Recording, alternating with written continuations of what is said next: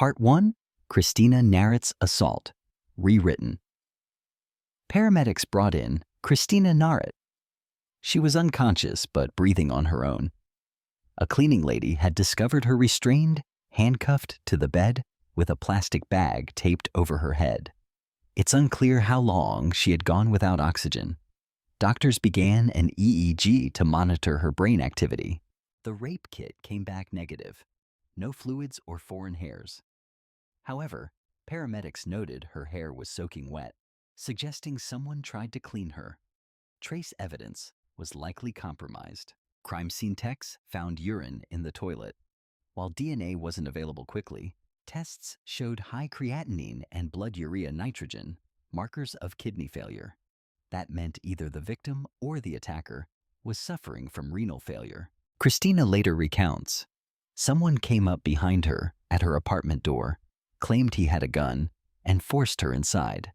He made her undress and lie on the bed, then handcuffed her and sexually assaulted her. Afterward, he placed a plastic bag over her head, nearly suffocating her. She's grateful the maids arrived in time. She says she never got a good look at him. She was too terrified." But detectives find inconsistencies. Christina arrived home at 10 p.m. Maids found her around 11:30. That's 90 minutes to be with an attacker without glimpsing his face. Odd. She also never mentioned a shower, yet she was soaked. And the attacker vanished within minutes after putting the bag over her face, barely enough time to escape unnoticed. Security footage confirms no one followed Christina into her building. At 11:30, the camera catches someone leaving. Brooks Harmon, her boss. Harmon claims he was just checking on her since she hadn't shown up for work. He knocked, got no response, and left after 20 minutes. But detectives discover he'd canceled a meeting earlier. Suspicious timing. When confronted, Brooks confesses they were having an affair. He had come by to break things off, but he denies using handcuffs or suffocating her. Still, his urine is left in the toilet, and the lab results show kidney failure. Only problem? The urine wasn't his. It belonged to a female with signs of kidney failure. Christina's lab tests were clean, meaning the person who used the toilet wasn't her either. This points to another woman in the apartment. Detectives track footage again. A woman, Amy Saway, a PhD embryologist, is seen leaving Christina's place shortly after Brooks had been banging on the door. Amy runs a website giving end-of-life advice. She admits speaking with Christina about suicide, but denies any involvement.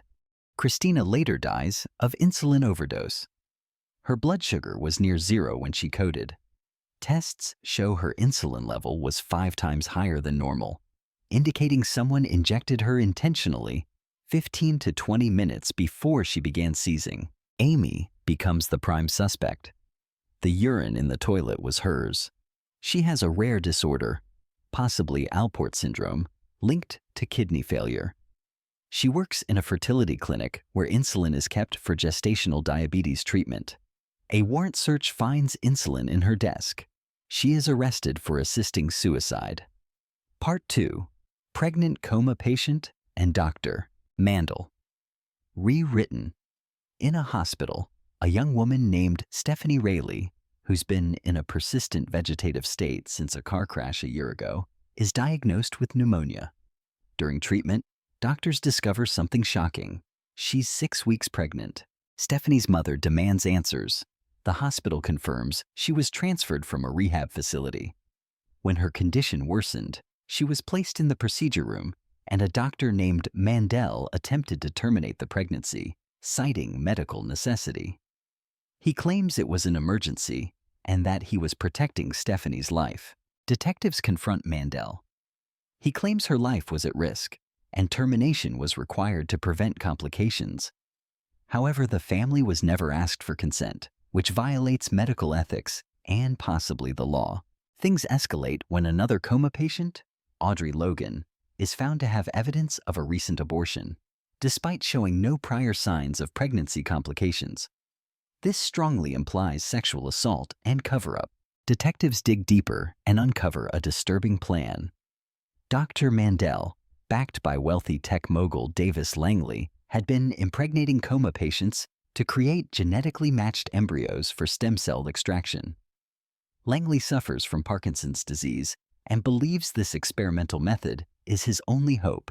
Langley openly admits he funded the program and even conceived the idea, justifying it as a sacrifice for medical progress. He argues that the women were gone already and their bodies could offer a gift of life for others. Despite their justifications, the truth is clear. 2 incapacitated women were violated for the purpose of research. Dr. Mendel insists he did nothing illegal and that Stephanie's parents had signed a blanket consent form allowing experimental procedures. However, it never explicitly mentioned insemination or pregnancy. Langley, wealthy and dying, pleads to be allowed to continue the research, even if it means becoming a guinea pig for humanity's sake. But the law is not on his side. The episode reveals the deep ethical breach. Playing God under the guise of scientific advancement, using unconscious women as tools for someone else's survival. Part 3. The Golden Memories Murders. Rewritten. 3 elderly women, Claudia Wooding, Susan Zellman, and Donna Brooks, are found strangled in their homes. No signs of forced entry, no murder weapon, no useful prints. Each victim was wealthy, lived alone, and likely let their killer in. Detectives question Claudia's son Eddie, a sleazy car dealer who had been cut out of her will after gambling away her savings. He's bitter, but there's no hard evidence linking him to the murder. Susan's husband, Marvin, is too frail to have physically overpowered her. He's confined to a wheelchair. So the investigation turns toward medical connections.